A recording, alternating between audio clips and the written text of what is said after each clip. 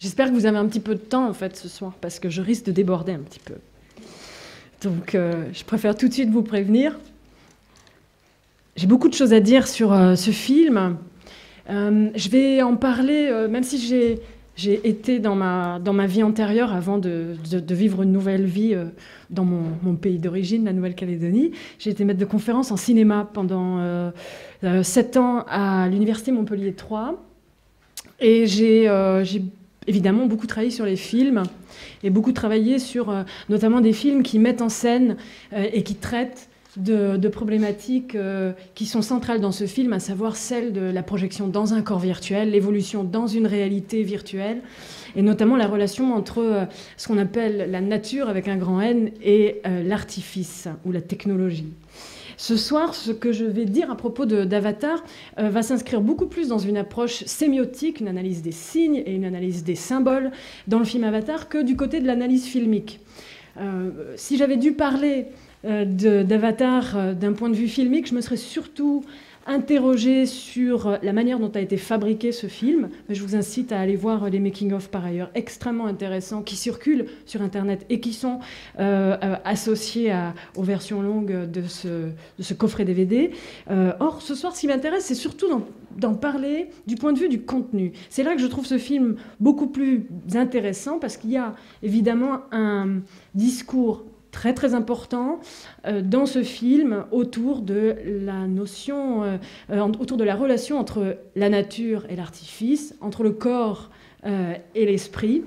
Et il y a un très très grand nombre de symboles judéo-chrétiens qui hantent ce film de part en part et de symboles mythologiques, d'évocations archétypales dont je vais parler ce soir. Alors tout d'abord, je vais faire une petite introduction autour des deux grands thèmes qui traversent en général le cinéma, que j'appelle un cinéma post-numérique. Les deux grands thèmes sont les suivants. On a une situation que l'on va retrouver par exemple dans un film comme Avalon ou un film comme Existence ou Abre los ojos d'Amenábar. La situation est la suivante. Un humain est connecté à une machine et cette machine le plonge dans une réalité virtuelle. Là, on est dans une situation que je pourrais appeler celle du simulacre total. La réalité est complètement subvertie par une réalité virtuelle qui se superpose à elle et il est très très difficile pour les protagonistes de retrouver la voie du réel. Et l'accès au réel, ça devient un petit peu le nouveau Graal. C'est la situation dans laquelle se trouvent les protagonistes dans le film Avalon, puisqu'ils doivent en permanence passer d'un niveau à un autre du jeu vidéo éponyme, Avalon, pour trouver le réel. Et finalement, le réel est mis en crise en permanence. On doute du lieu où il se trouve et les protagonistes se perdent dans ce simulacre qui est absolument réussi. Ça, c'est une situation que l'on trouve dans beaucoup de films.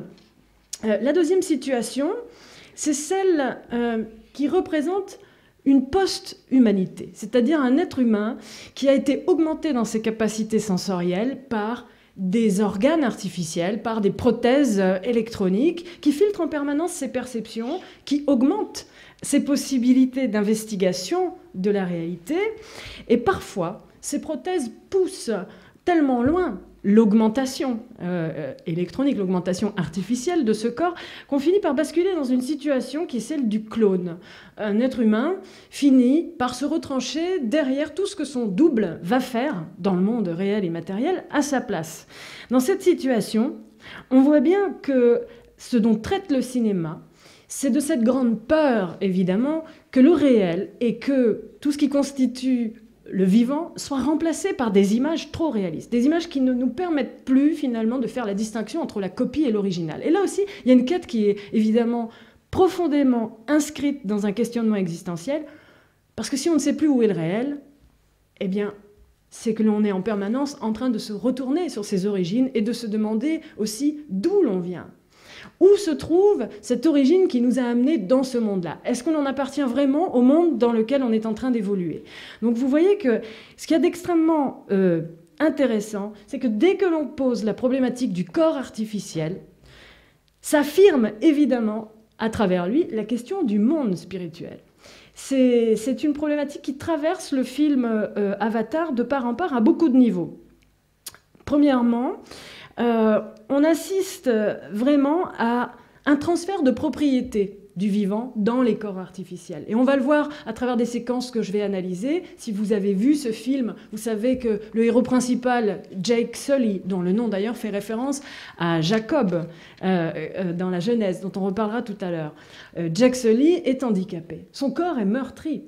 C'est un corps qui est amoindri dans ses propriétés naturelles. Et ce qui va lui permettre de vivre une deuxième vie et de se réapproprier sa puissance, c'est évidemment d'investir un corps artificiel. Donc le corps artificiel, ici, a une puissance de résurrection qui est extrêmement forte et qui offre une deuxième vie, une espèce de vie après la vie à ce personnage-là. Donc là aussi, on est dans une problématique qui touche évidemment, comme je viens de le faire avec ce micro, la question très très forte de la limite entre le corps et l'esprit et surtout de la survivance éventuelle de l'âme. On est dans une thématique qui est celle de la transmigration des âmes. C'est un thème qui traverse ce film de part en part et qui montre bien que dans un monde qui est celui dans lequel nous vivons, un monde qui est empreint d'une idéologie de l'ultra-visibilité, tout est hyper visible. Même cette conférence que là je suis en train de donner est filmée en temps réel, sera sur Internet, elle sera vue de multiples fois, etc. Ce monde de l'ultra-visible, qui est ausculté par des outils comme Google Earth, qui répertorie toute la surface de la planète, ce monde de l'ultra-visible n'est plus du tout celui de la conquête de terres inconnues. La terra incognita, sur notre planète à nous, n'est plus du tout d'actualité. Et de ce fait, la fantasmatique aussi, qui était liée à l'exploration, par exemple, de l'époque du Moyen-Âge, la fantasmatique du corps de l'autre, qui donnait lieu d'ailleurs à des représentations absolument fantaisistes de la manière dont l'autre pouvait exister à l'autre bout de la Terre, hein, les Siréniens, les Cyclopes, la femme à trois têtes, etc. Cette fantasmatique-là, du corps de l'autre, aujourd'hui, elle se retranche derrière la fantasmatique de l'autre corps, se créer un autre corps qui nous permettrait d'aller plus loin, de vivre plus longtemps, de nous réincarner, d'opérer vraiment ce qu'on appelle une métampsychose, la migration de l'âme vers d'autres corps. Donc vous voyez que le recul des distances, aujourd'hui, ce n'est plus le recul des distances géographiques. On va partout à très grande vitesse avec nos moyens de locomotion, on va partout à très grande vitesse à travers nos moyens de diffuser l'information et de capter l'information. Le recul aujourd'hui, c'est celui de la limite de la vie. Bien évidemment, derrière le fait de posséder un avatar, s'instaure une lutte permanente entre l'imitation du vivant, puisque le corps ici de l'avatar, d'ailleurs dans le film, est un corps organique. Il est constitué d'ADN des Na'vi et d'ADN humain, donc c'est un corps organique. On est dans l'imitation de Na'vi, c'est le pur résultat d'une biotechnologie. Donc on est dans une limite, une course entre, je dirais même un conflit entre le fait d'imiter la vie et en même temps d'abolir les limites naturelles, en repoussant tout simplement l'échéance de la mort. Donc ce film traite de toutes ces questions-là. Notre réalité aussi dans les laboratoires de recherche et développement traite de cette question-là, mais je n'aurai absolument pas le temps d'en parler, donc je vais être très très brève. Les deux grandes directions dans la recherche et le développement aujourd'hui, c'est celle du post-humain. Vous voyez qu'on retrouve un thème de science-fiction même au sein des laboratoires qui développent ce type de technologie. Le post-humain, qu'est-ce que c'est? C'est tout simplement ce que l'on appelle le bionique, la femme bionique, l'homme bionique. Vous achetez un Science et Vie et vous allez forcément tomber sur un petit encart qui va vous parler de cette femme bionique qui a une jambe électronique, etc., qu'elle peut contrôler grâce à son esprit, etc. Donc tout ce que l'on va fabriquer, bras artificiels, rétine artificielle, exosquelette, réalité augmentée, etc. Et ici, fondamentalement, au centre de ce thème que j'ai évoqué tout à l'heure dans le cadre du cinéma de science-fiction, le post-humain. La deuxième voie de recherche, c'est celle du virtuel, que l'on utilise aussi, bien sûr, en permanence, puisque aujourd'hui, plus de 90% dans le cinéma de la post-production est numérique. Le virtuel est évidemment au centre de la fabrication des réalités. Et le jour où les micros seront virtuels aussi, ce sera absolument extraordinaire. D'autant plus que comme je serai une femme bionique, je pourrai rester à Nouméa sur une plage et envoyer cette femme bionique venir vous parler. Mais ce serait regrettable. Je ne suis pas pressée de vivre dans cette réalité-là.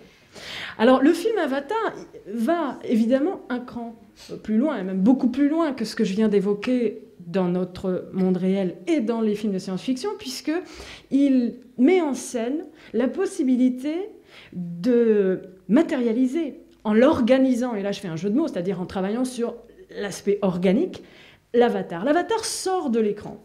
Il sort de l'écran et il devient cette enveloppe organique qui va permettre au réalisateur et qui va nous permettre à nous de revivre les conditions de la création de la vie. Prenons un instant possession du synopsis de ce film. On est dans une situation où l'on nous présente des êtres humains qui ont perdu tout contact direct avec la nature. Vous remarquerez dans ce film qu'à aucun moment il n'y a un contact direct avec une source ou une ressource naturelle en provenance de la Terre. Et même sur la planète Pandora, la relation au monde végétal se fait la plupart du temps, pas tout le temps, mais la plupart du temps, par le truchement d'écrans interposés qui vont analyser systématiquement l'intérieur d'une plante, sa nature cellulaire, etc. Et quand bien même le contact serait direct, comme le moment où Jack Sully, par exemple, va croquer dans ce fruit qu'il trouve délicieux, ben non, il n'est pas direct ce contact, parce que je vous rappelle que Jack Sully, lui, son vrai corps, est dans le laboratoire, dans une espèce de sarcophage, branché à un ordinateur, qui lui permet donc de se projeter psychiquement dans ce corps de l'avatar qui lui est sur la planète Pandora. Donc il y a l'utilisation d'une médiation technologique. Il n'y a plus de relation directe. Sur cette planète, les êtres humains se répandent pour pouvoir extraire un minerai extrêmement précieux. Et ils le font bien sûr, parce qu'ils ne sont pas devenus beaucoup plus intelligents, ils le font bien sûr en reproduisant les mêmes erreurs sur leur planète, c'est-à-dire en ravageant absolument tout au mépris des populations qui sont sur la surface de la planète Pandora. Mais la différence, et là c'est une étape absolument capitale, c'est que la technologie ici, si elle est représentée comme éminemment destructrice, elle est aussi représentée comme l'incarnation de la possibilité de la rédemption, de la salvation, de la résurrection. Puisque qui va sauver cette planète de ce très grand péril, c'est aussi le même Jack Sully. Et il va le faire à travers cet avatar. Sans ce corps artificiel, il ne peut pas être le Messie, ne peut pas être le sauveur sur la surface de cette planète. Et là, le simulacre, qui finit par être tellement crédible qu'il se substitue au réel, c'est la définition même que Baudrillard donne d'ailleurs du simulacre. Le simulacre est total, il est total pour Jack Sully lui-même, puisqu'il le dit à un moment donné du film, « J'en ai presque oublié ma précédente vie. Je ne me souviens plus, j'ai du mal à me souvenir de ma précédente vie. » Et d'autant plus total qu'il finit même par se réincarner totalement dans ce corps. Mais il est total aussi pour les indigènes, tout simplement parce qu'ils oublient totalement, lorsque Jack Sully devient le sauveur, celui qui va ramener la paix sur la planète et dégager finalement les vilains envahisseurs, ils oublient totalement que Jack Sully n'est pas l'un des leurs, que son corps est un corps artificiel. Son corps est un simulacre qui trompe jusqu'à la fin, qui trompe jusqu'aux indigènes de cette planète. Donc, ce qu'il y a d'intéressant dans ce film, c'est qu'il met absolument au centre de son scénario une ambivalence qui est la nôtre en permanence. Ce rapport extrêmement ambigu que nous avons avec des technologies qui sont associées à la destruction qu'elles peuvent porter de par leur puissance et qui, en même temps, sont systématiquement investies de ce que je pourrais appeler une forme de nouvelle religiosité, la croyance que ces technologies vont nous sauver, vont nous permettre finalement de recréer ce que nous avons détruit par ailleurs. Et là, c'est le cas, puisque tout ce qui a été détruit sur la Terre, on va le chercher sur la planète Pandora et on y parvient grâce au truchement de toutes ces technologies-là. Donc dans ce film, l'avatar n'est pas un corps robotique qui serait pétri par le déterminisme absolument ennuyeux de la plupart des robots du cinéma. C'est pas un double de pixels. Non, il a une tangibilité, il est capable de réinvestir aussi tout l'aspect sensoriel et même érotique, puisqu'il y a des allusions sexuelles dans ce film. L'avatar n'est pas juste le véhicule d'une exploration extraterrestre, et pour cause, non, puisqu'il devient le réceptacle de l'âme de Jack Sully à la fin du film, qui se transmigre à l'intérieur de ce corps. Donc, aussi sophistiqué et biotechnologique soit ce corps, Néanmoins, il est capable de réinvestir les conditions originelles de la vie. Et d'ailleurs, on va assister à plusieurs reprises à la naissance de ce personnage. Alors, je vais avancer un petit peu. Et je vais donc parler, pour résumer tout ce flot de paroles que je viens de laisser couler, la relation très ambiguë et très ambivalente que présente ce film, c'est tout simplement celle de la complicité et de l'adversité aussi que représente la technologie. Notre rapport à la technologie est celui-là. Et il est tout aussi compliqué que celui que nous avons à la nature, puisque l'avatar dans ce film, c'est le moyen de retourner à une nature primordiale et inviolée, c'est la nature de Pandora, c'est une espèce de monde des origines qui est mis en avant. Alors c'est très intéressant parce que ça crée un retournement comme ça, chronologique, assez fou, puisque finalement, un film de science-fiction nous montre le monde tel qu'il était, tel qu'on le rêvait, avant que nous, on soit capable de créer toutes ces machines-là. Il y a une espèce de retournement du temps sur lui-même. Donc, dans l'avatar, c'est le moyen de retourner à une nature primordiale et inviolée. Et puis en même temps, l'avatar, il incarne, comme je l'ai dit tout à l'heure, le désir de dépasser cette nature-là, c'est-à-dire de contrôler ce que la nature a décidé, la mort. Et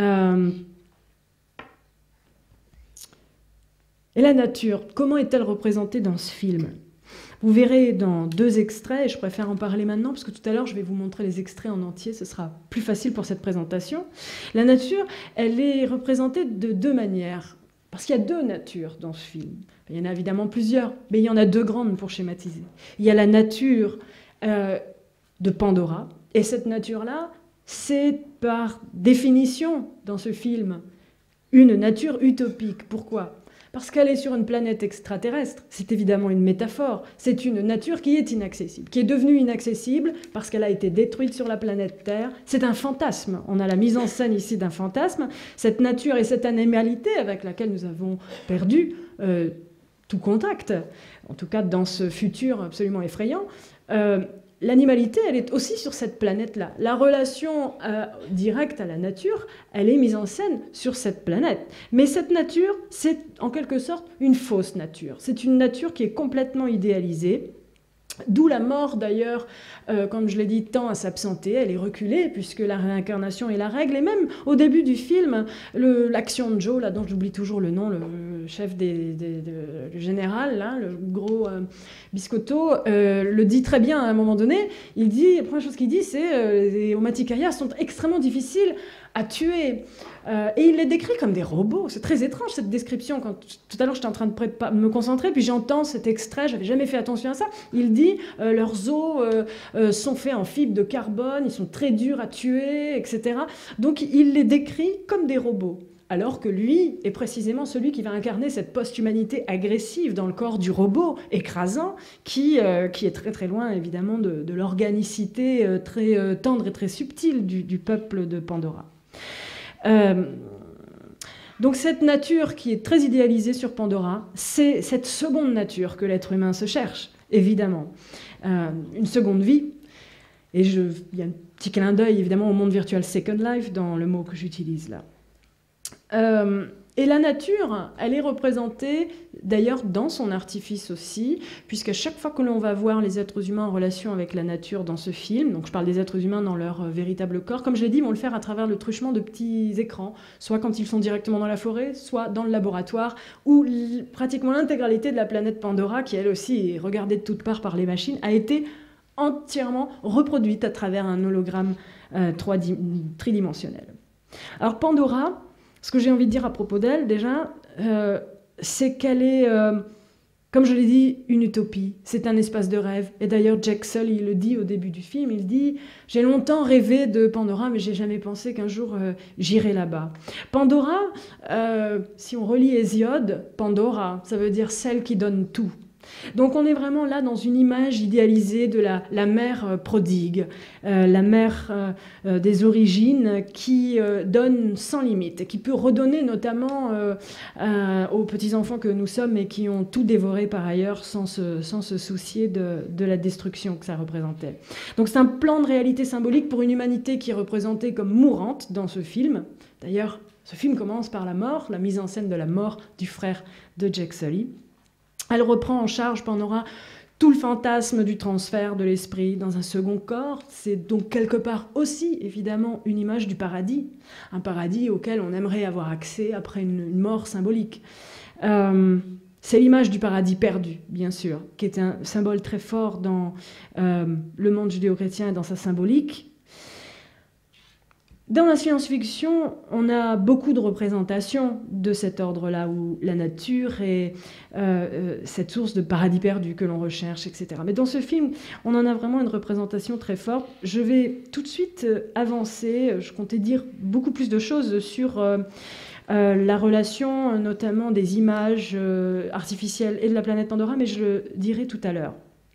Tout simplement, ce que j'ai envie d'évoquer dès maintenant, avant de commencer le premier extrait ici de ce film, c'est que on voit bien ici que la nostalgie de la terre inconnue, la terra incognita, qui nous habite aussi. On aimerait encore aller dans un endroit dont on sait qu'il n'a pas été visité par un être humain, un endroit qui n'a pas été photographié, filmé, ultra piétiné par des flopées de touristes, etc. Ça devient de plus en plus difficile à trouver. On aimerait pouvoir faire la conquête de ce genre de lieu, mais l'on ne peut plus. Et ce fantasme, cette nostalgie de la terra incognita se déporte complètement dans ce film, dans la conquête d'une planète lointaine, mais aussi dans celle d'un temps futur. Puisque là, on a vraiment la conjonction des deux. Un temps futur, une planète lointaine où l'être humain ne va pas chercher un surplus de technologie, ne va pas chercher une sophistication, mais il va chercher donc une nature perdue, virginale, et peut-être un avenir non prémédité, non déjà prédéterminé par une société qui chercherait à s'approprier toutes les ressources sans s'interroger, sans se poser de grandes questions profondes et des questions qui relèvent du spirituel. Alors, le spirituel, le monde spirituel, il est d'abord incarné au premier chef par le personnage de Jack Sully. Et Jack Sully, c'est le sauveur de Pandora. Et ce sauveur, il est lui-même 2 fois sauvé par la promesse de résurrection technologique. Il est sauvé une première fois parce qu'il va prendre la place de son frère. Et finalement, ça le sauve, parce qu'on comprend bien. D'ailleurs, si on voit les extraits qui ont été coupés de ce film-là, si vous avez la version longue, vous verrez les premières minutes de ce film qui ne sont pas montrées dans le film tel qu'il a été diffusé. Dans ces premières minutes, on montre un Jack Sully ivre, qui est totalement dévasté par l'alcool, qui s'effondre au sol dans une rue, dans une posture christique. C'est un errant, un personnage en perdition. Or, sa première chance de résurrection, finalement, c'est d'occuper la place de son frère. Et sa deuxième chance de résurrection, c'est, je dirais même qu'il en a 3, finalement, c'est quand il va ensuite directement investir deuxième fois le corps de son frère, c'est-à-dire celui de l'avatar de son frère, et la 3e fois, c'est quand il va s'y réincarner pour de bon. Alors Jack, c'est le diminutif de Jacob. Jacob étant un personnage extrêmement important là aussi de la tradition judéo-chrétienne, puisque Jacob, d'ailleurs, voulait dire celui que Dieu a soutenu, celui qui est protégé. Donc c'est un personnage qui est déjà extrêmement investi d'une charge mystique très forte, et qui en même temps contient lui aussi sa propre ambivalence, puisque Sully, ça veut dire souillé, celui qui a été souillé par quelque chose. Donc c'est un personnage qui va, d'entrée de jeu, on le voit bien, s'engager vers le chemin de la rédemption. Il va chercher, évidemment, à se défaire de ce qu'il a, de ce qui le retient, de ce qui le rattache dans la matière. Et le corps est représenté, d'ailleurs, à travers cette charge assez négative. Ce n'est pas le corps, la promesse de résurrection ici. C'est le fait de l'abandonner. Preuve en est qu'il est handicapé, d'ailleurs. Pour avancer, il devra abandonner ce corps. Jacob, c'était le frère de Ésaü, je le prononce très mal, je suis désolée, qui signifiait le velu, l'hirsute.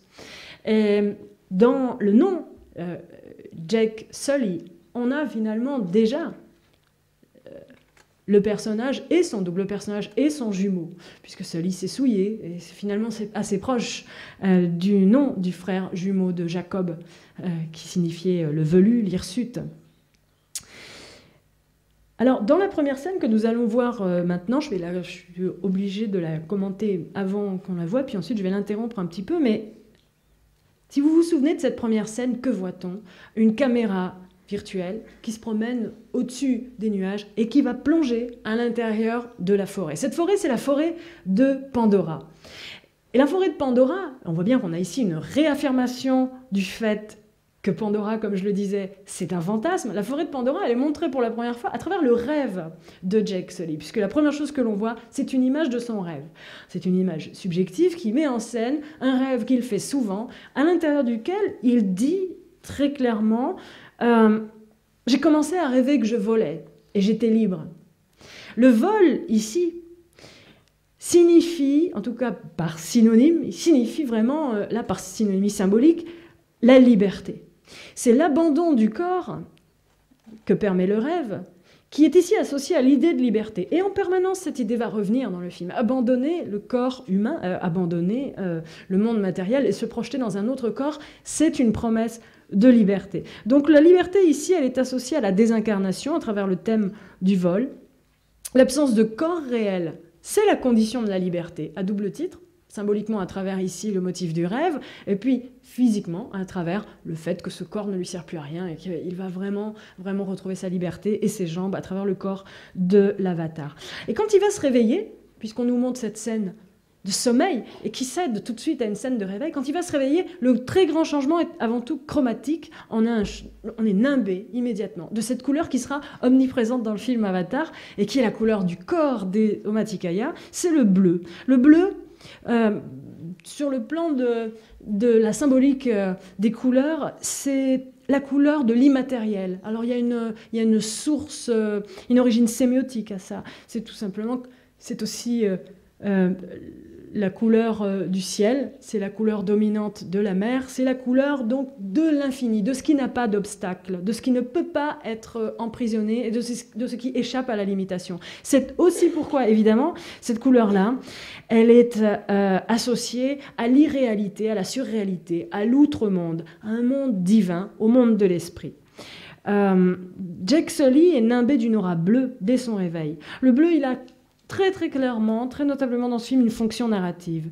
Il associe le protagoniste à une classe supérieure de personnages.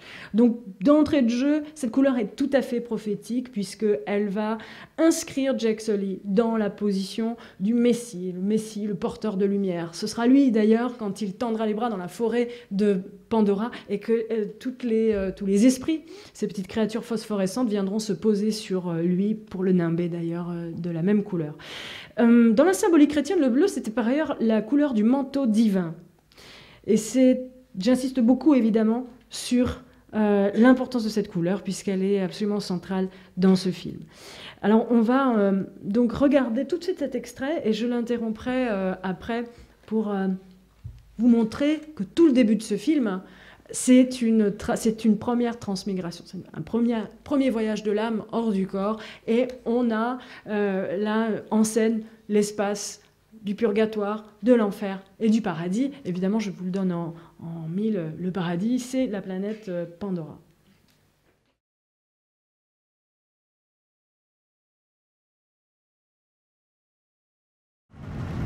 I was free. Sooner or later, though, you always have to wake up.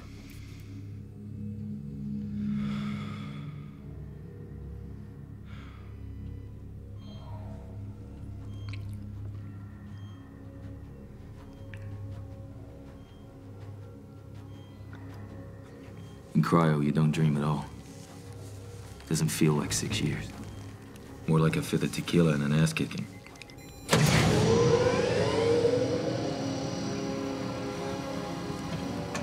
Tommy was the scientist, not me. He was the one who wanted to get shot light years out in space to find the answers. Are we there yet? Yeah, we're there, Sunshine. We're there. It's about your brother.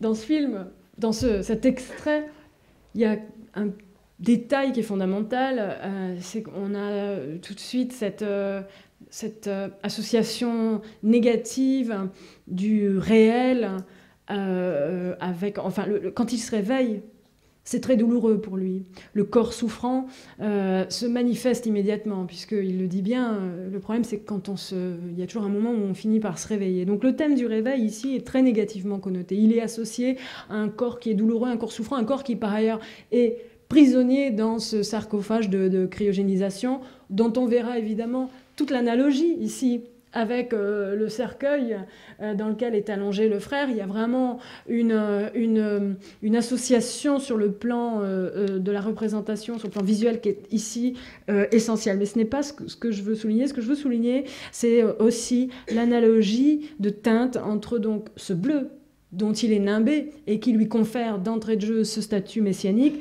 et ce bleu qui reste aussi la couleur qui va nimber l'ensemble de cet appareil où ces personnages, ces soldats flottent, ils sont en apesanteur. Donc il y a une représentation extrêmement ambiguë ici du corps, puisque certes ils sont dans un corps, mais ce corps est en apesanteur. Ces êtres sont représentés comme des âmes flottantes à l'intérieur de cet espace qui lui-même, de par ce caractère chromatique bleu, est un espace qui est relativement irréel. Alors, le thème du réveil ici est très important parce qu'il est associé à une mort. Lui se réveille, il revient à la vie, il sort de cet état transitoire de cryogénie, mais il en sort finalement pour nous ramener en arrière et nous évoquer la mort de ce frère dont il a pris la place. Le remplacement du frère décédé évoque ici la puissance de négation de la mort à laquelle est rattaché le motif du double. Dans la littérature fantastique, le double, il est toujours associé à la mort, mais il est associé à la mort à travers l'idée d'un mauvais présage. Voir son double, c'est avoir d'entrée de jeu la conscience du fait que l'on va bientôt mourir. C'est toujours très dangereux de rencontrer son double dans la littérature fantastique, notamment du 19e siècle. Le double, ici, vous le verrez, a changé profondément de symbolique, puisque le double, ici, il est associé à une possibilité de vivre une deuxième fois.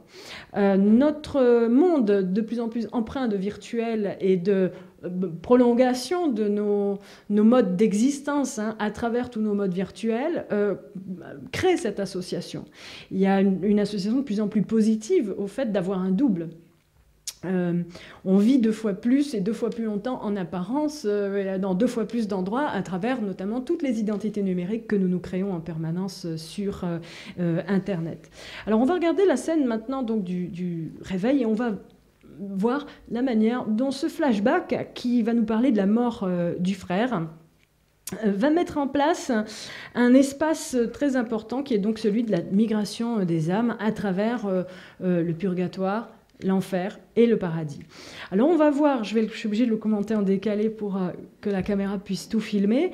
On va voir donc, vous serez très sensible à ça, vraiment une représentation extrêmement proche de ce sarcophage dans lequel il était et du cercueil qui, lui, va partir à l'intérieur du crématorium où le corps du frère va brûler. Mais d'autre part, au moment où le corps du frère va brûler dans le crématorium, le vaisseau qui emmène Jake Sully vers son nouveau destin et vers Pandora, lui aussi traverse l'espace. Donc on a l'idée d'un déplacement ici dans l'espace, qui est tout à fait l'équivalent du déplacement de l'âme du frère, dont on ne sait pas finalement s'il atterrira, lui, en enfer ou au paradis, du frère qui est décédé, mais aussi du déplacement de l'identité de Jake Sully, qui prend la place de son frère, qui accepte cette transposition par le biais de ce contrat qu'il va accepter. Le feu, ici, évidemment, a une très très forte connotation du côté de toutes les symboliques de la purification. C'est un feu qui est alchimique, puisqu'il va ici réellement faire disparaître le corps physique et faire disparaître aussi cette autre vie, cet autre monde qui était celui de la Terre finalement et l'ancienne vie de Jake Sully. Donc Jake Sully commence à entrer dans un processus de purification, en prenant l'identité, en tout cas en récupérant la place de son frère et en assistant à la dévastation par le feu du corps de son frère, il engendre lui-même son propre parcours purificateur. C'est un personnage qui va entrer sur un chemin dont il ne va pas sortir avant la fin du film, qui est celui de sa transformation spirituelle. Ce que l'on peut regarder aussi, si on veut observer la relation entre le corps de chair et le corps artificiel, donc entre la technologie et la nature, et cette relation donc conflictuelle, amoureuse, très ambivalente que nous avons avec les technologies, c'est le fait que pour pouvoir se libérer, il faut que la chair soit détruite. Il y a quand même une apologie ici du virtuel qui est très forte. D'ailleurs, quand Jack Sully arrivera sur la planète Pandora, on verra ces soldats qui diront « Ah, voilà de la viande fraîche ». Donc le corps est associé à la viande. La viande, c'est quand même l'animal mort. Le corps doit donc être éliminé pour pouvoir s'engager sur le chemin de la résurrection.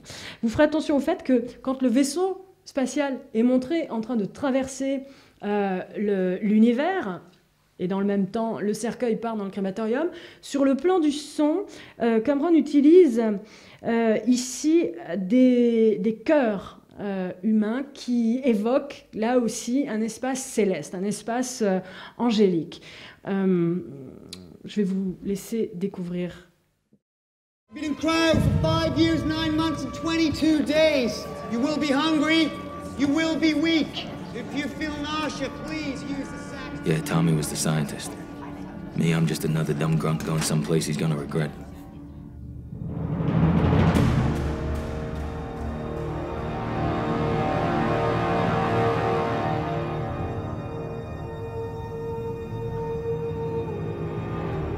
Up ahead was Pandora. You grew up hearing about it, but I never figured I'd be going there.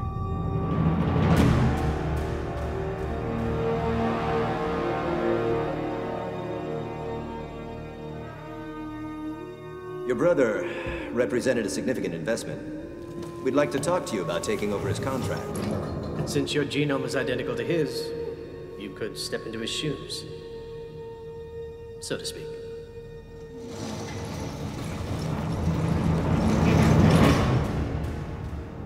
It'd be a fresh start on a new world.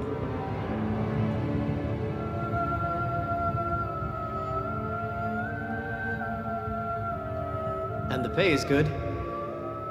Very good.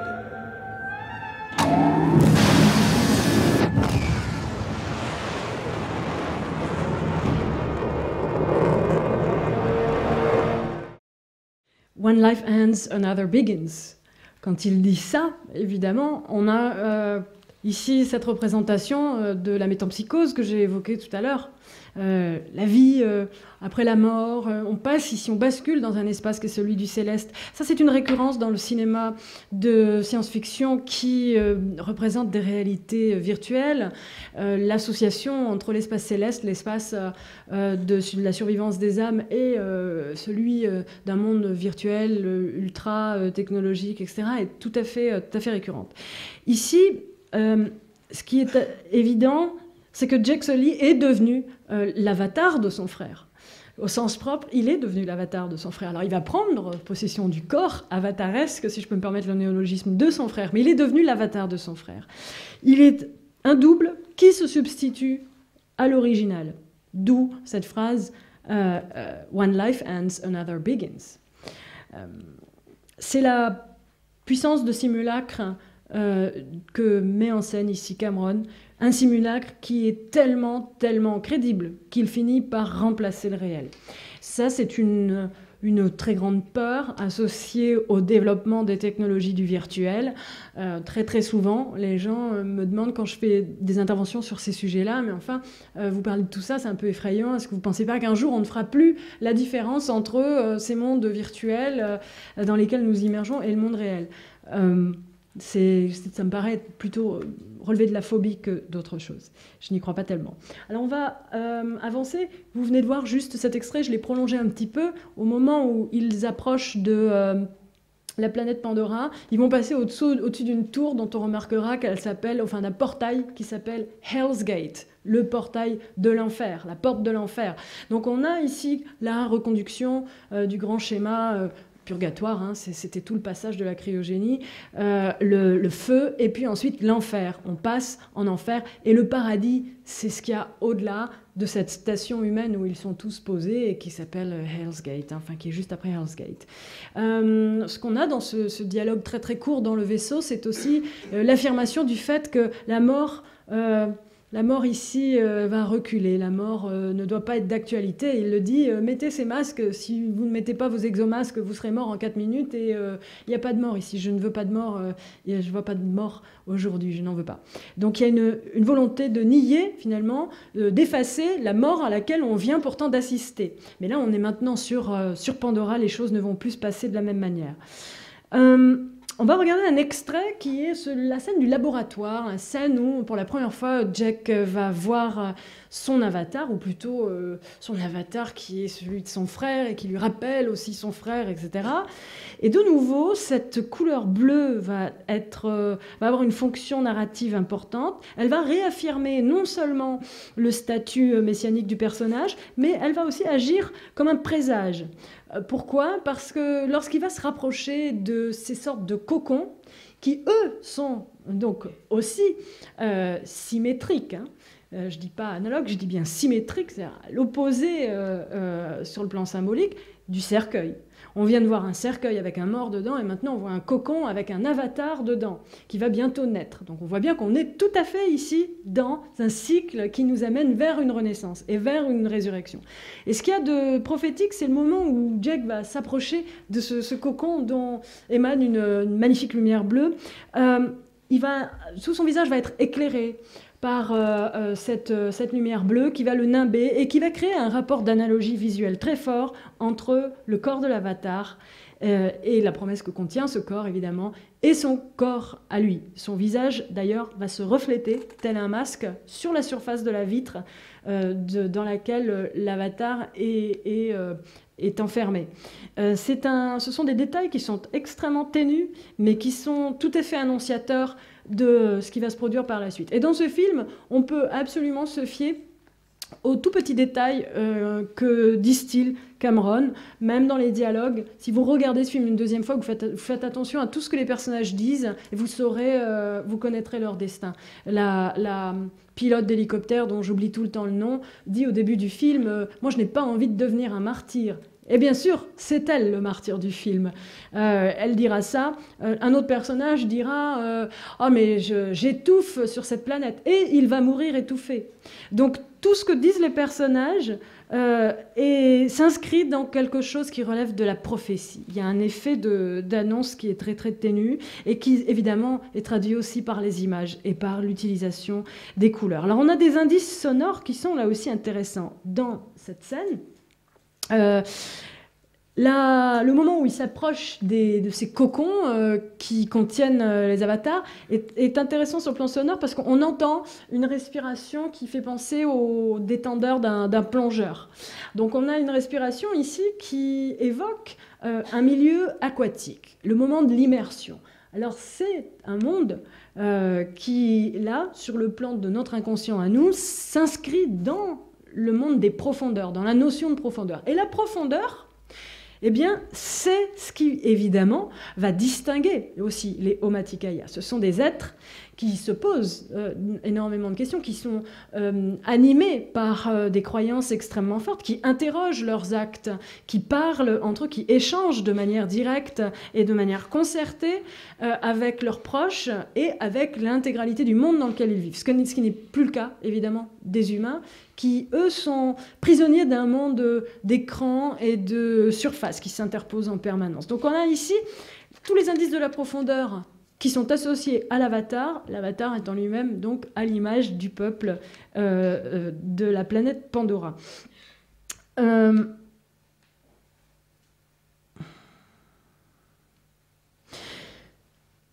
corps humain, donc associé au début du film à la mort et à la souffrance, trouve complètement là son opposé symétrique dans le corps de l'avatar qui est associé à la vie à travers ces sons que je viens de décrire. On entend les battements du cœur, on entend l'eau, l'immersion, c'est le liquide originel, le liquide amniotique.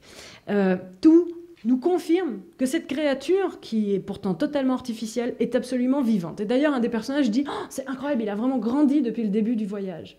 Donc, c'est une créature en pleine croissance. Il ne lui manque plus qu'une seule chose, c'est l'âme de Jack Sully. Je vous laisse regarder cet extrait. How you doing? Norm, Avatar driver. Hi. Here's the link room right here. This is where we're connecting to the Avatar. Me and Norma here to drive these remotely controlled bodies called avatars. And they're grown from human DNA mixed with the DNA of the natives. Hey, welcome. Welcome to Pandora. Good to have you. Damn, they got big. Yeah, they fully mature on the flight out. So the proprioceptive sims seem to work really well. Yeah, they've got great muscle tone. It'll take us a few hours to get them decanted, but you guys can take them out tomorrow. There's yours. Hey, Dr. Norm Stone. Nice to tell. Great to meet you.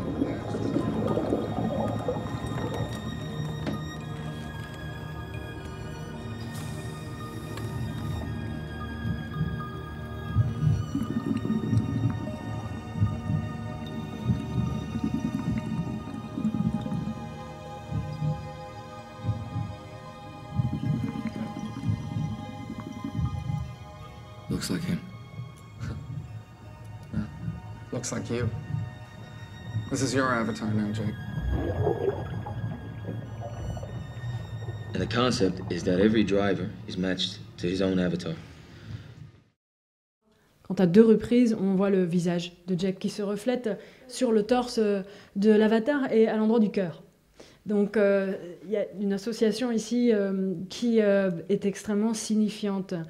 La couleur bleue qui apparaît ici, qui est associée à tous ces sons qui connotent ce liquide originel, c'est évidemment la prémonition pour nous du fait que Jack, qui a commencé son parcours éminemment transformateur ici, son cheminement spirituel, va rencontrer sa profondeur à travers le fait de changer de corps et à travers sa rencontre avec la culture des peuples qui vivent sur cette planète Pandora.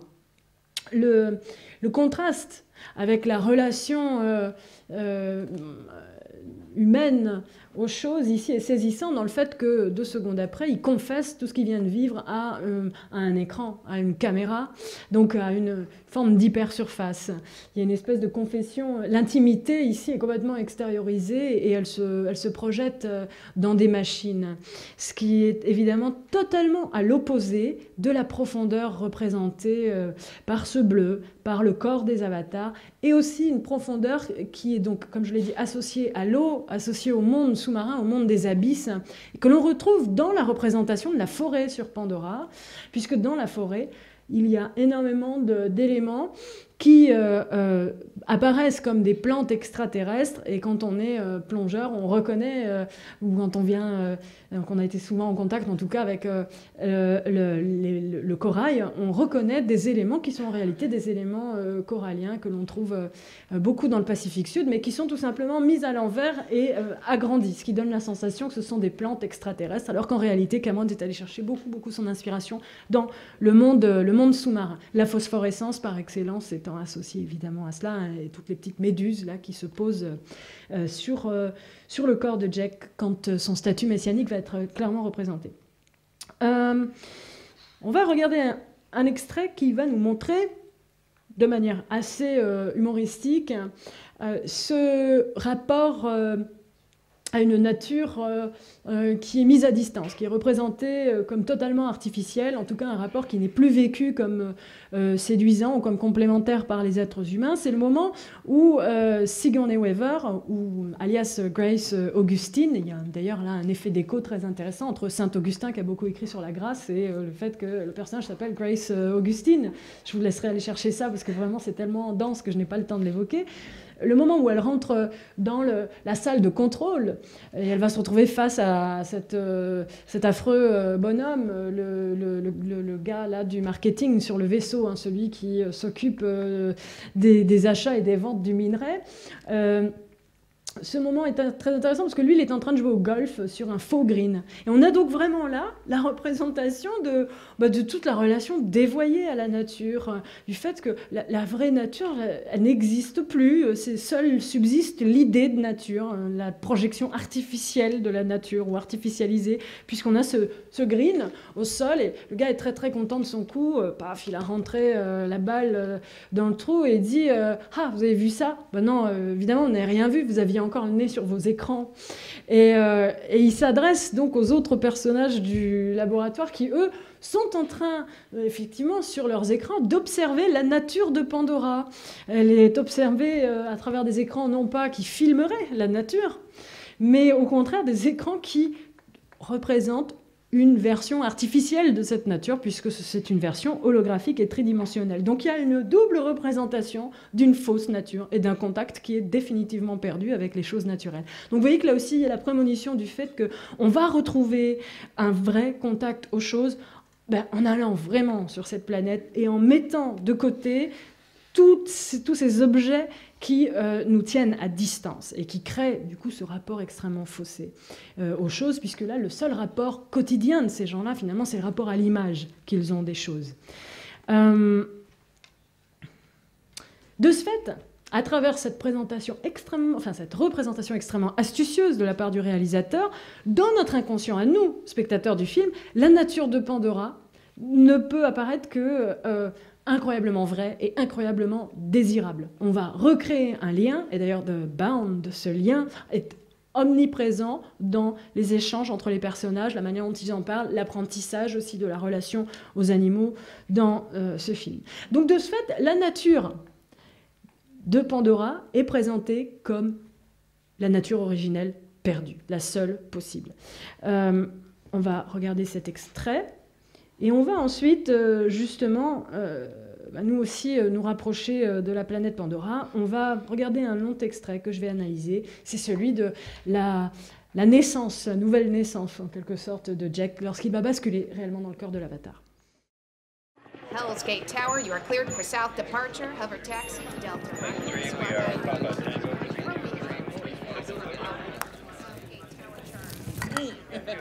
You see that? Yes, sir. No, you didn't. You were looking at the monitor. I love this putter, Ronnie. I love this putter. Parker, you know, I used to think it was benign neglect, but now I see that you're intentionally screwing me. Grace, you know, I enjoy our little talks. Oops. I need a researcher, not some jarhead dropout. La couleur verte ici, elle est omniprésente sur les écrans. On va la retrouver dans la scène suivante à deux moments, à deux niveaux. Premièrement, à travers d'autres écrans qui vont représenter l'intérieur du cerveau de Jake Sully lorsqu'il va être branché à son avatar. Ici, le vert, c'est la couleur de la nature. Et sur le plan sémiotique, de toute manière, le vert, c'est ce qui est associé à la nature. Ce qui est assez amusant, c'est que dans beaucoup de films qui vont traiter d'une réalité informatique, numérique, le vert est aussi omniprésent, comme dans The Matrix, par exemple. C'est lié beaucoup quand même à la carte mère des ordinateurs, qui elle-même est verte. Mais vous savez, même dans le langage informatique, il y a tellement de métaphores végétales, les arborescences de catalogue, par exemple. Hein. Si on va vraiment chercher, ou les racines, on va chercher dans le langage informatique, on va trouver beaucoup de références au monde naturel, que ce soit celui de l'eau ou celui des plantes. Alors ici, le vert, il est dans les machines, dans tous ces écrans qui sont autant de surfaces qui nous coupent de la réalité des choses. Mais le vert, on va le retrouver aussi dans la scène donc, de la naissance de Jack, quand il va rentrer dans son avatar. C'est le moment de transition extrêmement intéressant où il rentre une fois de plus dans un sarcophage, sauf que celui-là, c'est celui qui va lui permettre de se brancher à ce corps distant. Et là, il va être nimbé cette fois-ci d'une couleur verte.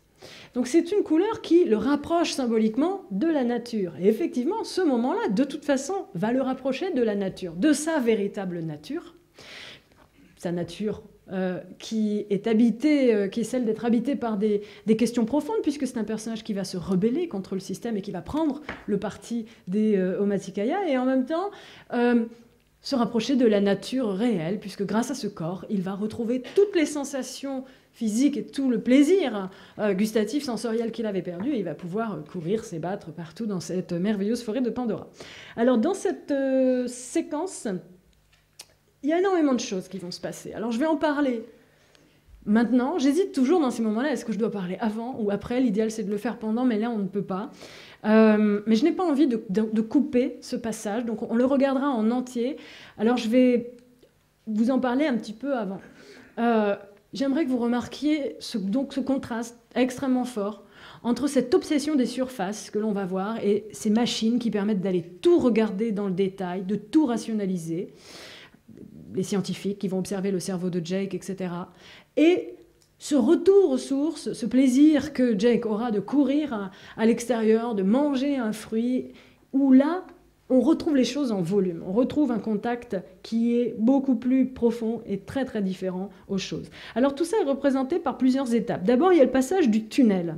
Comment représenter quand on est un réalisateur et qu'on doit représenter le moment où l'esprit de quelqu'un va se projeter dans le corps d'une créature distante? Comment est-ce qu'on fait pour le représenter? On peut utiliser plusieurs ressorts pour ça. On peut montrer la manière dont les choses fonctionnent, même de manière un petit peu triviale et plutôt comique aujourd'hui en 2011, comme par exemple dans la première version du film Tron, celle de Lisberger qui date de 82, le moment où l'informaticien se fait littéralement scanner par un petit rayon laser qui le scanne dans son dos et qui le transforme en un personnage informationnel. Pof, il est projeté dans un monde virtuel. Donc là, on a le process qui est montré. On nous montre comment la machine scanne le petit bonhomme et le transporte dans un monde virtuel. Mais on a une autre façon aussi de le faire, et c'est celle que va emprunter Cameron, c'est d'utiliser des stratégies de représentation qui ont été utilisées beaucoup aussi par le cinéma de science-fiction, qui habituellement sert à représenter un déplacement dans l'espace à très grande vitesse, c'est-à-dire à la vitesse de la lumière. On pensera au film de Kubrick, dans 2001, l'Odyssée de l'espace. À chaque fois qu'il voyage à la vitesse de la lumière, souvenez-vous que tous ces points lumineux, sous cet espace sidéral, soudain devient un espace de traits, et puis on est dans un tunnel de lumière qui nous projette donc très très loin et ailleurs, et à très grande vitesse. C'est la stratégie que va utiliser ici Cameron pour signifier le déplacement psychique à l'intérieur du corps de l'avatar. Il va utiliser ça. Donc, on a quand même au début la prédominance matérielle des choses. On nous fait bien comprendre que c'est grâce à toutes ces machines que cette transmigration est possible. Mais le passage, lui, il est représenté comme un passage en hyperespace dans le cinéma de science-fiction. Il y a cet emprunt-là. Il y a évidemment une charge mystique aussi qui est grande, puisqu'on ne peut pas s'empêcher de penser à tous ces récits que l'on appelle des récits d'expériences de mort imminente, near-death experience, où les gens témoignent du fait que, suite à un grand choc, un accident, ce que vous voulez, ils se sont vus sortir de leur corps et être absorbés dans un tunnel avec une lumière au bout. Alors ce tunnel avec la lumière au bout, il y a des gens qui vont interpréter cela de manière très rationnelle, en disant mais c'est tout simplement l'empreinte qu'il y a dans le cerveau du moment de la venue au monde, le moment où on sort du vagin et puis on découvre le monde. Alors ce moment-là, il le représente aussi, bien sûr, Cameron, puisque là, on va être littéralement projeté par le truchement d'une image subjective dans le corps de Jake Sully. Et en même temps, on est un peu dans une situation là, sur le plan représentatif du jeu vidéo. C'est une image qui a quand même une forte empreinte là du côté de l'image de jeu vidéo. On est comme à l'intérieur de son corps à lui aussi. On est, nous aussi, dans la situation d'un nouveau-né, en même temps que Jake Sully, puisqu'on va voir un espace flou, donc des perceptions qui ne sont pas très nettes. Et après tout, quand on vient au monde, on est loin de voir les choses très nettement. Regardons même les yeux des petits chatons qui changent de couleur, ils ne voient pas grand-chose les premières 24 heures. Ben là, c'est à peu près pareil, sauf qu'il va aller plus vite, bien sûr. Mais qui se penche sur Jake Sully alors qu'il est dans le corps de cet avatar? Deux personnages qui sont à la fois des accoucheurs et des biotechniciens. Et qui sont surtout un homme et une femme. Donc sur le plan symbolique, on a la reconstitution du schéma parental. Inconsciemment, évidemment, ici, tout concourt à inscrire ce moment comme un moment naturel. Là, on va avoir tendance à effacer de plus en plus l'origine artificielle de ce corps et de cette situation. Donc les images que Deleuze appellerait des images perception, au cinéma, les images perception sont celles qui nous mettent vraiment très fortement dans l'empreinte presque physiologique du personnage qui vit la situation, sont celles d'un nouveau-né au début, à travers ces flous. Les deux biologistes, ce sont les parents, un homme, une femme. Les couleurs du labo évoquent la salle d'accouchement et la salle de chirurgie, le vert. Mais le vert, c'est aussi, comme j'ai dit, la couleur de la nature qui se rapproche, du lien à la nature qui se rapproche. Sur le plan de la référence cinématographique, on a aussi, c'est absolument impossible de faire l'impasse là-dessus, Frankenstein, la créature, le moment de rébellion. Puisque que fait Jake Sully dès qu'il est dans son avatar? il se contrefiche absolument de ce que lui disent les autres. Non, ne bouge pas, fais pas ça, c'est dangereux. Il se lève, casse tout. Il est complètement épris par ce sentiment de liberté et de libération. Et donc, il va se lever, se précipiter à l'extérieur. Il va faire peur, d'ailleurs, aux accoucheurs, aux techniciens qui sont autour. Et il va s'enfuir. Donc ça, c'est un moment, d'ailleurs, où sur le plan sonore, il y a une dimension qui est assez effrayante. Soudain, c'est inquiétant. C'est le moment de rébellion de la créature, le moment où, comme dans toutes les représentations d'une situation où on a une créature artificielle et son créateur, c'est le moment de rébellion, le moment où la créature risque potentiellement d'échapper à ce pourquoi elle a été conçue. Donc ça, c'est aussi un indice prophétique. C'est un indice du fait qu'il va se rebeller et qu'il échappera à ce système qui pourtant l'a envoyé là pour une mission extrêmement précise. Il se rebellera plus tard. Donc on a évidemment une évocation cinématographique de la créature de Frankenstein avec cette jonction d'autant plus importante liée au fait que, rappelons-le, cet avatar dans lequel il renaît, c'est l'avatar de son frère qui est mort. Tout comme la créature de Frankenstein elle-même est composée de morceaux de cadavres. Donc il y a ici une transformation de l'inanimé en animé qui est représentée dans cette scène de la rébellion de la créature. Quand il va courir à l'extérieur, qu'il va manger ce fruit, etc., bien sûr, c'est la liberté, la libération. On notera que la libération ici est rendue possible par les machines, même s'il se rapproche de la nature. Mais c'est aussi une deuxième fois une représentation pour Cameron de la puissance du simulacre. Ce que Cameron nous montre là, c'est que toutes les sensations que Jake a sont incroyablement vraies. Puisque je vous rappelle qu'il n'est pas, lui, réellement ce corps-là. Il est simplement projeté à distance à l'intérieur. Il est relié à l'intérieur par des machines. Mais ces sensations sont terriblement fortes, comme celle de Ted Pickle dans le film Existence, quand il rentre pour la première fois dans le monde virtuel, et qu'on voit ses pieds marcher sur ce sol un peu cotonneux. Il y a un plan très important qui nous montre cela, et qui nous montre qu'il a des sensations très particulières et incroyablement fortes. Et là, le fruit qu'il consomme nous montre ça. I have the first congruency. That's a gorgeous brain. Nice activity. Go figure.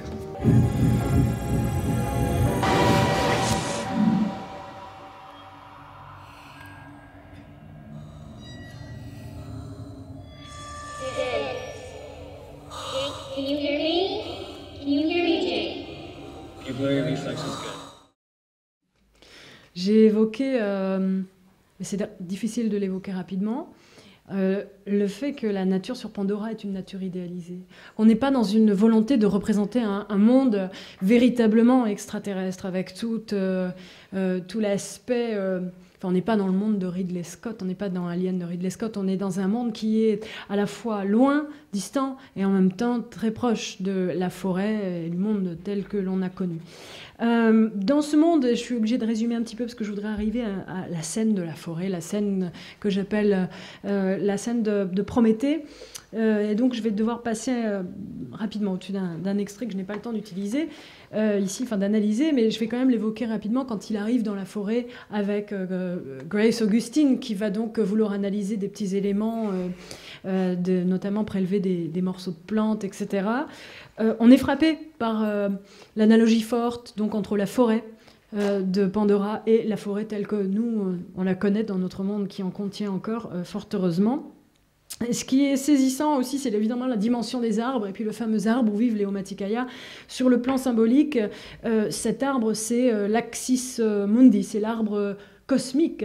C'est le symbole vraiment ici du caractère aussi cyclique de l'évolution. L'arbre cosmique, c'était celui qui, pour citer Mircea Eliade, qui a tant écrit sur les symboles, c'était cet arbre qui, perdant ses feuilles et les récupérant, meurt et renaît d'innombrables fois. Ce fantasme de la renaissance et de ce cycle cassé de la mort, c'est celui que l'on investit dans le fait de créer des doubles artificiels à l'intérieur desquels nous pouvons nous projeter. Donc vous voyez qu'ici il y a une rhétorique permanente de la régénérescence et de la régénération qui est représentée aussi dans les plantes. Et ces plantes Ces plantes indiquent dans la forêt aussi une image donc d'un monde sous-marin qui est celui de la profondeur, qui est celui du monde spirituel, qui va devenir de plus en plus important. Et un épisode que je ne peux pas montrer si nous n'avons pas le temps, c'est celui où lorsqu'il est donc dans la forêt, il va se faire poursuivre, souvenez-vous, par ce gros chat vilain, enfin qui ressemble plutôt à une bête préhistorique. Donc là aussi, il y a un anachronisme. Hein. Nos origines disparues à nous, pouf, se replient devant nous et dans un monde futur, ce qui est donc un anachronisme très intéressant. Quand il se fait poursuivre par cette vilaine bestiole, il arrive à s'échapper de cela en sautant d'une falaise et il va atterrir, après une très longue chute, il va atterrir dans l'eau. C'est une représentation du baptême, c'est le bain baptismal ici, qui véritablement va représenter le moment, l'articulation déterminante dans le parcours, qui devient le parcours d'un héros épique de ce personnage, puisque à travers cette chute, il accomplit finalement la deuxième phase. Après la naissance, il y a le baptême, et ce baptême, ce moment de chute dans l'eau, va l'emmener très très loin, et il va se perdre. Il va donc sortir finalement de son rang, sortir de son groupe, et il va devoir rencontrer son altérité, rencontrer son double intérieur. Et son double intérieur, c'est son animalité aussi, puisque ce personnage va se retrouver dans cette situation critique, la nuit tombe, il est seul dans cette forêt, et il va être entouré par des animaux qui vont l'attaquer. Donc il va se retrouver dans une situation qui est celle du héros épique, et puis celle aussi du petit poucet dans la forêt. Et il n'a pas de cailloux blancs, mais heureusement, toutes ces phosphorescences vont apparaître et vont le mettre sur son chemin, celui de la salvation. Et ce héros épique va vivre un très grand changement identitaire. Ce changement identitaire va être manifesté dans cette scène que l'on va analyser, et qui est une scène qui montre vraiment que Pandora, derrière ses apparences, je devrais dire plutôt, extrêmement similaire, très en résonance avec celle d'une apparence terrestre. Derrière ça, finalement, on est face à une topologie, c'est-à-dire un espace qui est complètement inversé. Soudain, ce monde devient un monde des profondeurs au sens propre du terme. Quand la nuit tombe, les phosphorescences apparaissent. Ces phosphorescences sont liées au monde sous-marin. Les esprits se manifestent à travers des petites méduses, mais qui flottent dans les airs. Et si tout cela flotte dans les airs, c'est bien parce que symboliquement, on est à l'intérieur de la profondeur. On est passé sous le monde des surfaces. On est au-delà des apparences. On est pénétré par l'intériorité extrêmement émouvante dont est porteuse la population Omaticaya. Et à ce moment donné, que va faire Jake Sully? Il va devenir Prométhée. Et Prométhée, on va le voir, il est lié à Pandore, qui est quand même, bien sûr, à l'origine du nom Pandora dans cette planète. Alors Prométhée, c'est, d'après l'hymne homérique, c'est celui qui a le premier trouvé le moyen de faire surgir la flamme. Ce qui est exactement ce que va faire Jake Sully, puisqu'il va allumer du feu, il va tout de suite chercher à se défendre de ses attaques en trouvant de la résine, en la mettant sur un bâton, en allumant le feu. Et c'est ce qui va faire surgir d'ailleurs tous les problèmes. C'est ce qui va faire surgir la mort sur la planète. La mort sur la planète va surgir au moment, en tout cas à l'écran de la représentation, au moment où lui déclare finalement ici la guerre aux habitudes de la forêt en allumant ce feu, puisqu'elle va surgir, Neytiri, elle va être obligée de tuer ces animaux pour le sauver lui. Le fait qu'elle surgisse, ça inscrit d'autant plus ce personnage dans le mythe de Prométhée. Pourquoi? Parce que Prométhée, c'est celui qui fait surgir la flamme. C'est celui qui est appelé le prévoyant, le bienfaiteur de l'humanité. Je me fais référence à Hésiode.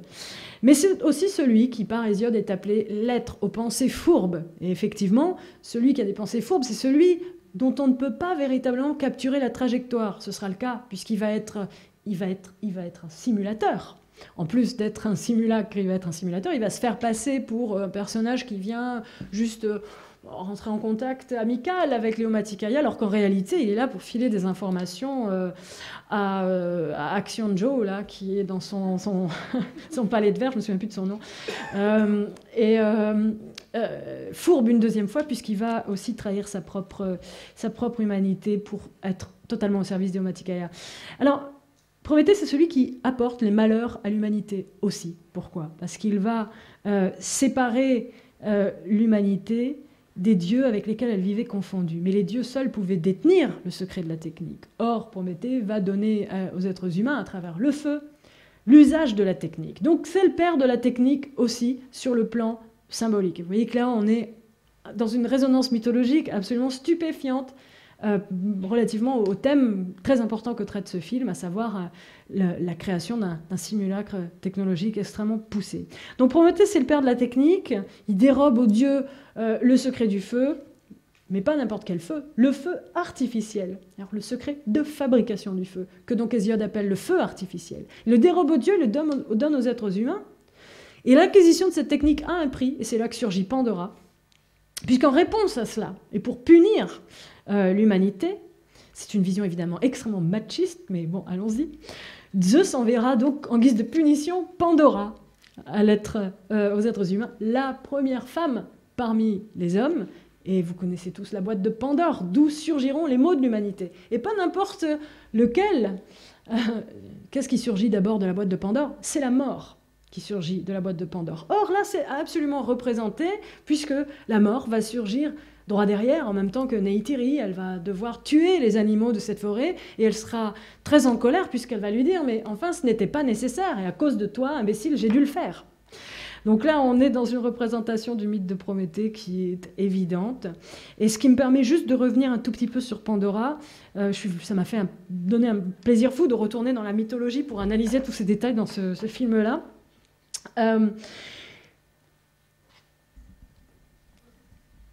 Elle est fabriquée, Pandora, par la forge d'Héphaïstos. Elle-même, c'est une créature artificielle.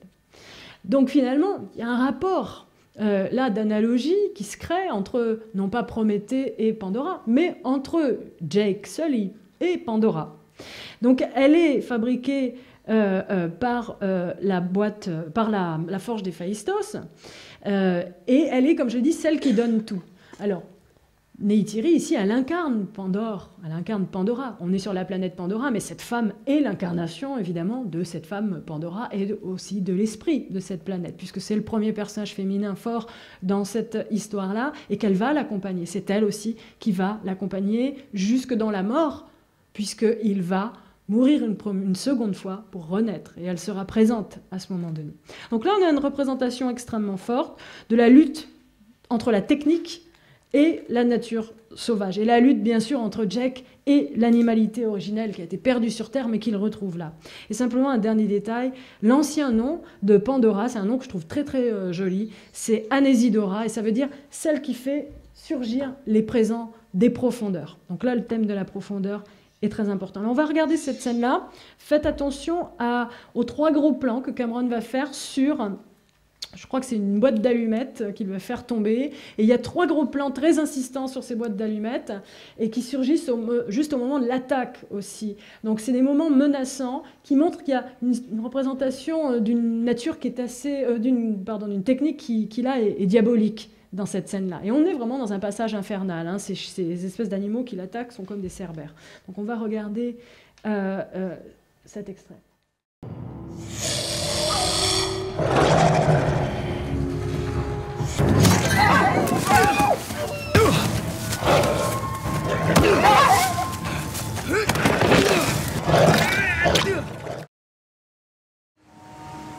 I need your help. You should not be here. Go back.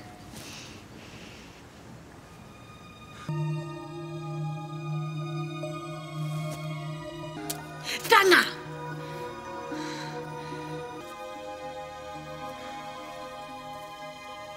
What?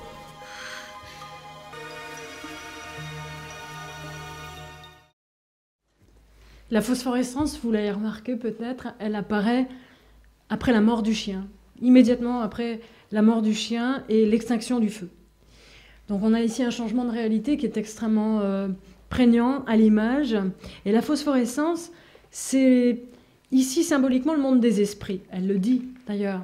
Elle le dit, et sur le plan matériel, on pourrait dire, si on pensait à une philosophie de la matière, à la façon de Bachelard, que le monde des esprits ici est représenté par la phosphorescence, parce que la phosphorescence, c'est par définition, l'état d'un objet qui émane sa propre lumière. Donc c'est une lumière qui vient de l'intérieur et qui émane naturellement.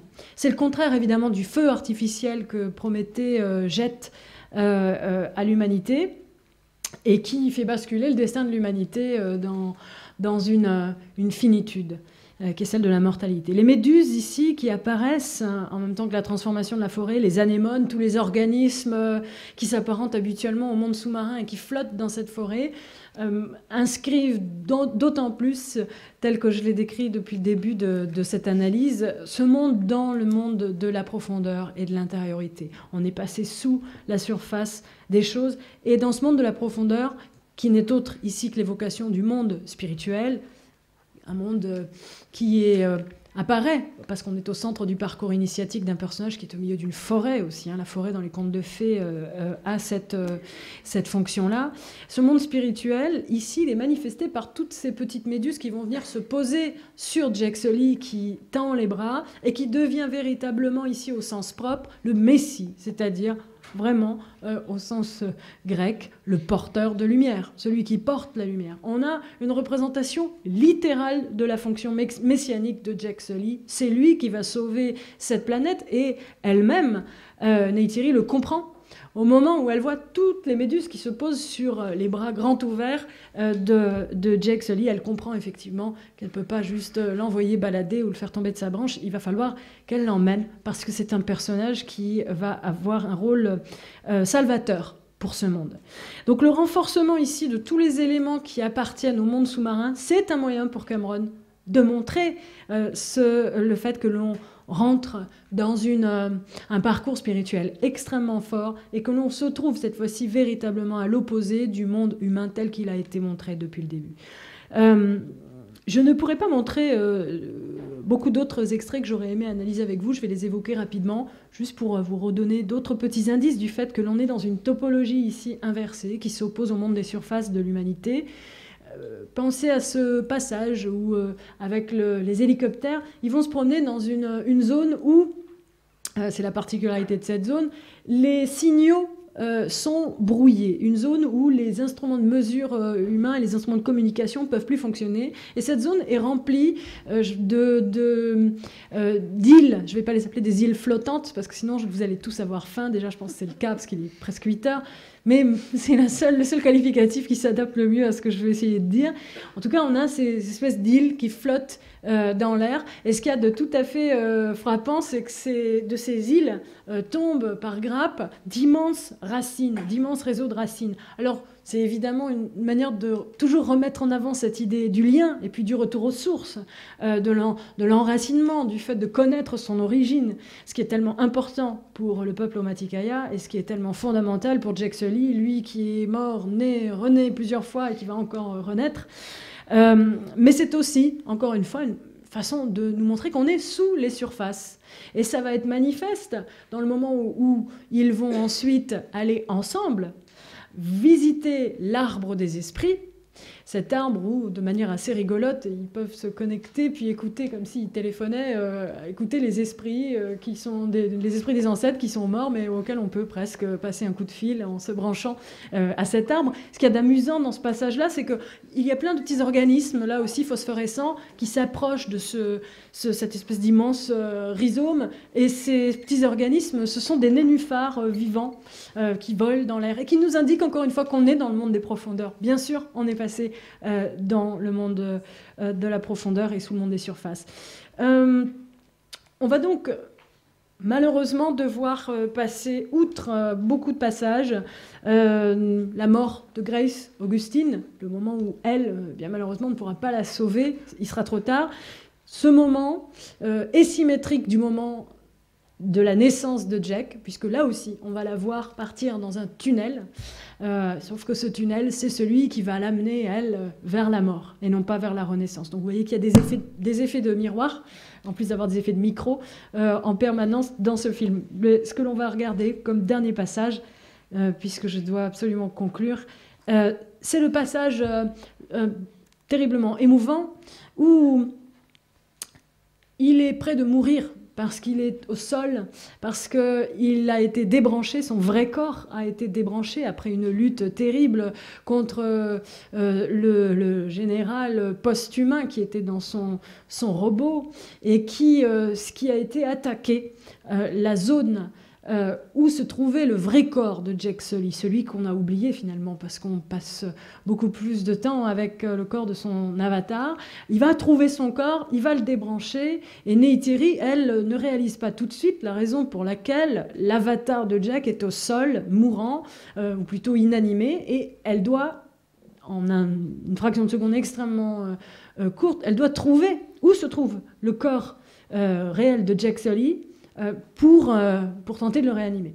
Et elle ne va pas réaliser tout de suite d'ailleurs que le vrai corps de Jake Sully est en train de mourir étouffé, tout simplement parce qu'il n'a pas pu accéder au masque qui lui permet de respirer sur cette planète. Et donc elle va le sauver, et c'est le seul moment dans le film où on assiste à une véritable confrontation à l'altérité. C'est le seul moment finalement où la disproportion d'ailleurs de leur corps réel va apparaître, puisqu'elle est géante et elle tient ce tout petit corps de Jake Sully, le vrai corps humain de Jake Sully dans ses bras.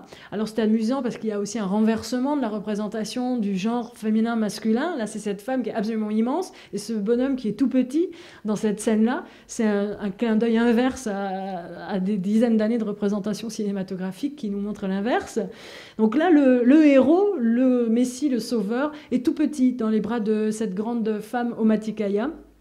Et tous les deux vont se dire I see you, je te vois. Il y a une reconnaissance là-dedans qui est très importante de l'altérité, et il y a une véritable représentation aussi de l'amour dans cette scène-là, puisqu'ils se reconnaissent l'un l'autre dans leur fragilité et ils s'acceptent l'un l'autre dans leur vulnérabilité, ce qui est évidemment la seule façon de véritablement rencontrer quelqu'un, à mon avis. Je vous montre cette scène.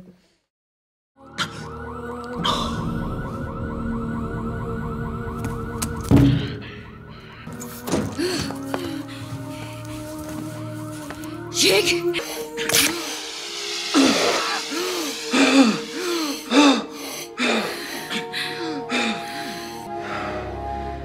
I see you.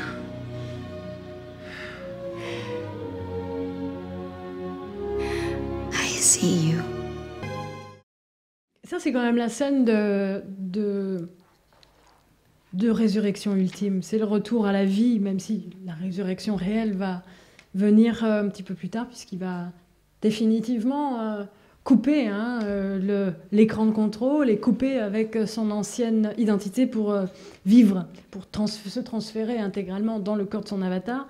Mais dans cette scène-là, on a l'image du retour à la vie par le souffle vital. C'est la récupération aussi du souffle, et c'est le premier souffle. Donc vous voyez que la boucle est bouclée, parce que si on l'a vu naître tout à l'heure dans le corps de son avatar, on le voit naître une deuxième fois dans son corps humain, grâce à ce masque, néanmoins artificiel, par lequel il respire.